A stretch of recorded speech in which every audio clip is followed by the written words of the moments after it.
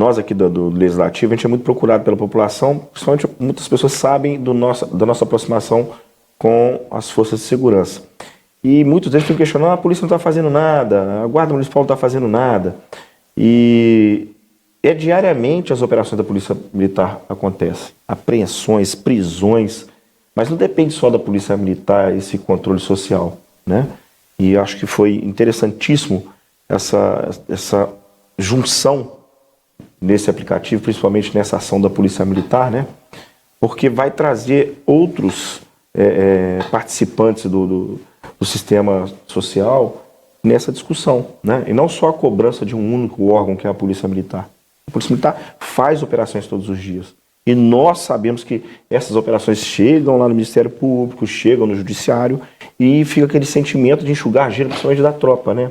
A tropa fica naquela fala de sempre, nós estamos enxugando gelo.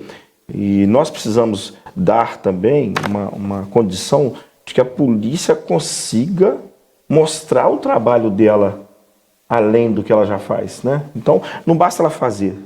Se a gente não mostrar que os outros órgãos estão trazendo um prejuízo muito grande nessa ação dos órgãos que estão estabelecendo seu trabalho no seu dia a dia, né? A Polícia Civil, a Polícia Militar.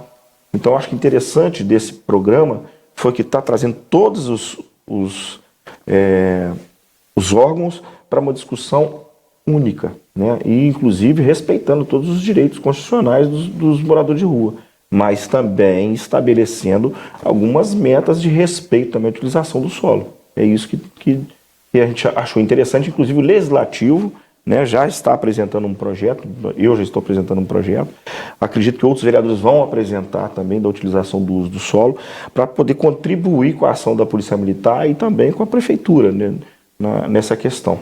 Então, esse é o ponto que eu queria mostrar aí do trabalho da PM. Vamos falar um pouquinho, então, sobre as iniciativas que estão sendo gestadas para que essa integração das forças, ela se torne algo do dia a dia das forças de segurança.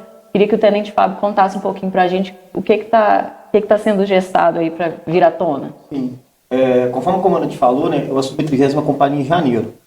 E aí a gente, quando começou o trabalho, tal, conforme o comandante falou, a gente via que o índice criminal estava diminuindo, mas o Albuquerque trazia para mim que ele ia fazendo reuniões comunitárias, essas situações, a gente ia nas reuniões e não percebia que o nosso serviço estava sendo observado pela comunidade.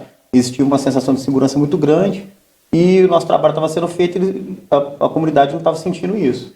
Diante disso, eu conversei com o comandante para a gente ver, a gente percebia que o que mais trazia essa sensação de segurança para a população era a situação do cidadão em situação de rua, né? E estava impactando muito nessa situação de segurança e o que a gente podia fazer a nível de Polícia Militar de Segurança Pública para estar melhorando essa situação.